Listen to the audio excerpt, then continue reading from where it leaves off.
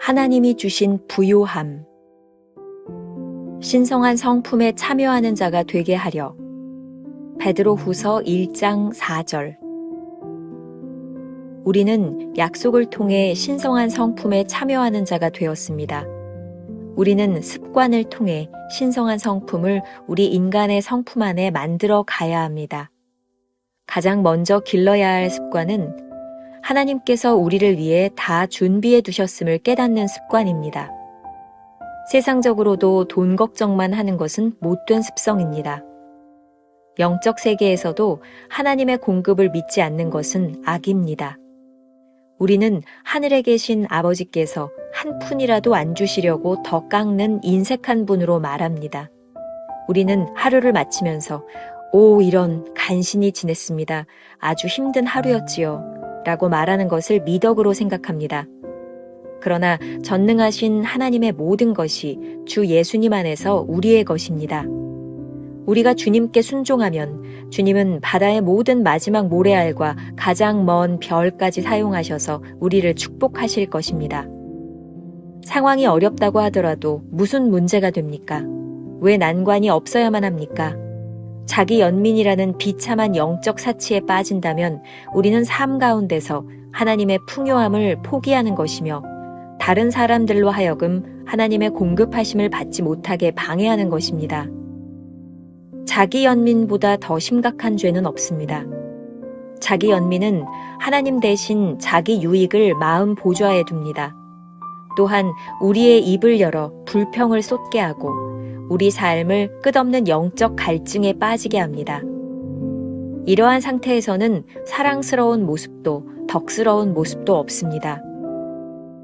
하나님께서 우리를 기뻐하시는 순간부터 주님께서는 우리가 참된 만족의 셈들이 주님 안에만 있다는 사실을 배울 수 있도록 이 세상에 속한 모든 헛된 부요를 궁핍하게 하십니다.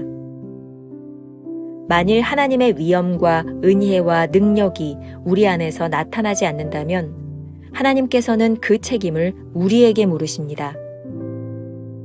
하나님이 능히 모든 은혜를 너희에게 넘치게 하시나니 이는 너희로 모든 일에 항상 모든 것이 넉넉하며. 그렇다면 하나님의 은혜를 다른 사람에게 차고 넘치게 할 수 있는 비결을 배우십시오. 그 비결은 하나님의 성품이 당신의 성품을 통해 나타나게 하는 것입니다. 그러면 주의 축복이 언제나 당신을 통해 흘러 넘치게 될 것입니다. 오늘은 5월 16일 하나님이 주신 부요함이라는 제목을 가지고 말씀을 나누겠습니다. 첫 번째, 자기 연민의 죄. 오늘 묵상에서는 그리스도인의 습관에 대한 말씀, 마지막 말씀, 5번째 습관이 되겠습니다. 우리 그리스도인에게는 가장 먼저 길러야 할 습관이 있습니다. 그것은 바로 부요함을 누리며 사는 것입니다. 챔버스는 이것을 하나님께서 우리를 위해 다 준비해 두셨음을 깨닫는 습관이라고 말하고 있습니다. 그런데 그리스도인의 부요함을 빼앗는 것이 있습니다. 챔버스는 이것을 자기 연민이라고 말하고 있습니다. 자기 연민, self-pity라는 말이 무엇일까요? 챔버스의 글을 인용합니다. 자기 연민보다 더 심각한 죄는 없습니다.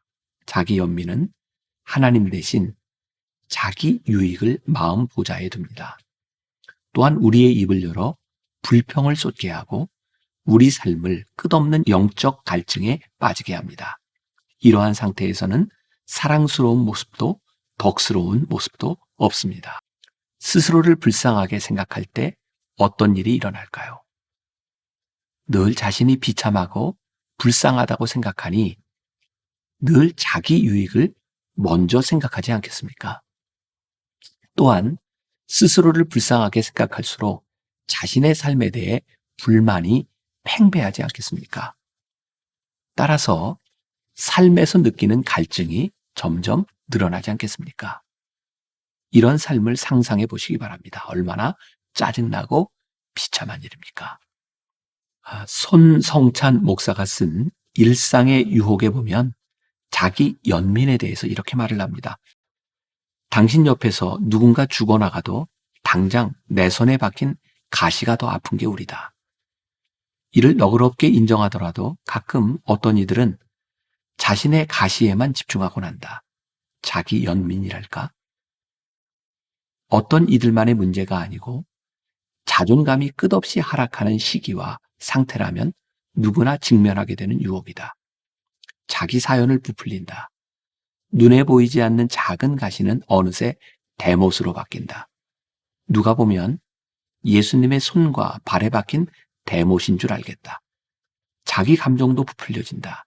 십자가의 대못을 로마 병정들이 일부러 내리친 것처럼 누가 보면 누가 일부러 나 죽으라고 내리친 줄 알겠다. 자기 연민에 빠지면 하나님의 풍성함을 잃어버립니다. 영적인 세계에서 하나님의 공급을 믿지 않는 것은 죄입니다. 하나님께서 우리에게 주시는 풍성함을 믿지 않는데 어떻게 감사하며 살겠습니까? 만일 우리가 감사를 잃어버렸다면 풍성하신 하나님을 고백하고 있지 않다는 증거입니다. 우리는 아브라함의 이야기를 통해 순종할 때 누리는 풍요함을 보았습니다. 하나님이 공급하시는 풍성함은 하늘의 별처럼 바다의 모래알처럼 우리가 헤아릴 수 없는 경지입니다. 우리가 하나님이 주시는 풍성함을 누릴 수 있는 방법은 하나님을 생각하는 것입니다. 하나님이 어떤 분이신지를 아는 것입니다. 반대로 우리가 자신에게 집중하면 풍성함이 사라지고 자기 연민에 빠지게 됩니다. 스스로에게 집중하면 자기 연민에 빠지지만 하나님께 집중하면 풍성함을 누릴 수 있습니다. 두 번째, 부요함을 누리는 비결. 삶에서 축복인지 고난인지 혼란스러울 때가 있습니다. 이것은 주님께서 우리를 다루시는 방법입니다. 하나님이 우리에게 고난을 허락하신다는 뜻입니다. 챔버스는 이렇게 말합니다. 하나님께서 우리를 기뻐하시는 순간부터 주님께서는 우리의 참된 만족의 샘들이 주님 안에만 있다는 사실을 배울 수 있도록 이 세상에 속한 모든 헛된 부요를 궁핍하게 하십니다.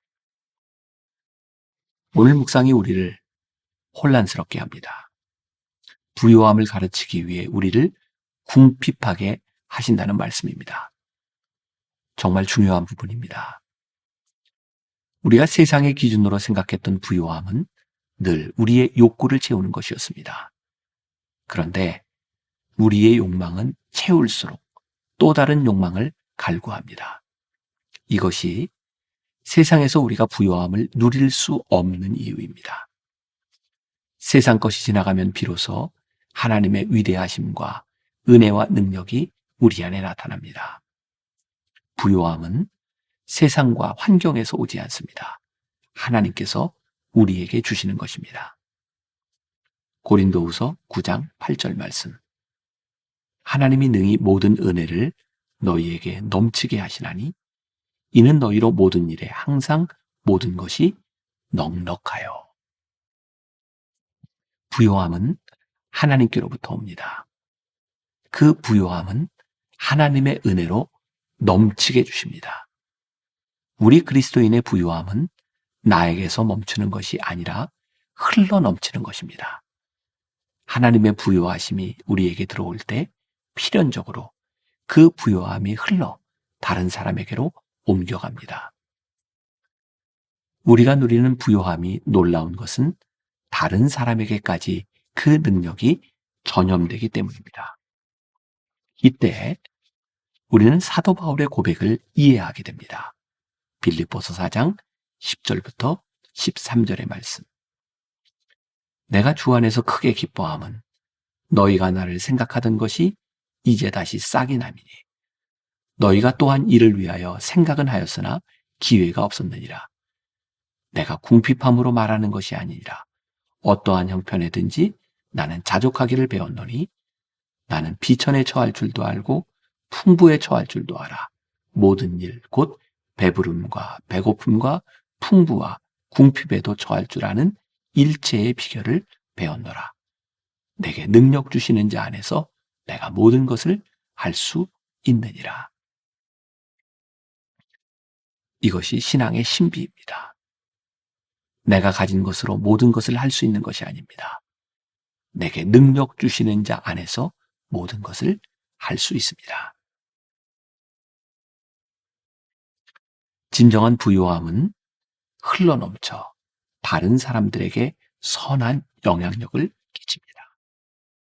오늘 하루 우리가 품고 살아가야 될 질문입니다. 당신은 지금 부요합니까? 빈곤합니까? 우리가 하나님을 바라볼 때 능력 주시는 자 안에서 모든 것을 할 수 있다고 고백할 수 있지 않을까요? 기도하겠습니다. 오늘 묵상을 통해 우리 성도들에게 주시는 귀한 습관 중에 하나가 부요함을 고백하는 것이라 말씀하셨습니다. 주님, 혹시 우리가 자기 연민에 빠져 부요함을 누리지 못하고 살아가는 사람들은 아닌지, 이 부요함은 나의 욕망이 채워지는 것에서 오는 것이 아니라 하나님을 바라볼 때 우리들에게 오는 것임을 우리들이 깨닫게 하여 주셔서 오늘 우리 성도들의 삶 가운데 이 부요함을 고백하게 하여 주옵소서. 우리의 가진 것으로가 아니라 주님께서 허락하시는 이 부요함이 우리에게서 차고 넘치고 흘러서 누군가에게도 옮겨질 수 있는 그런 부요함을 누리게 하여 주옵소서. 예수님의 이름으로 기도했습니다. 아멘.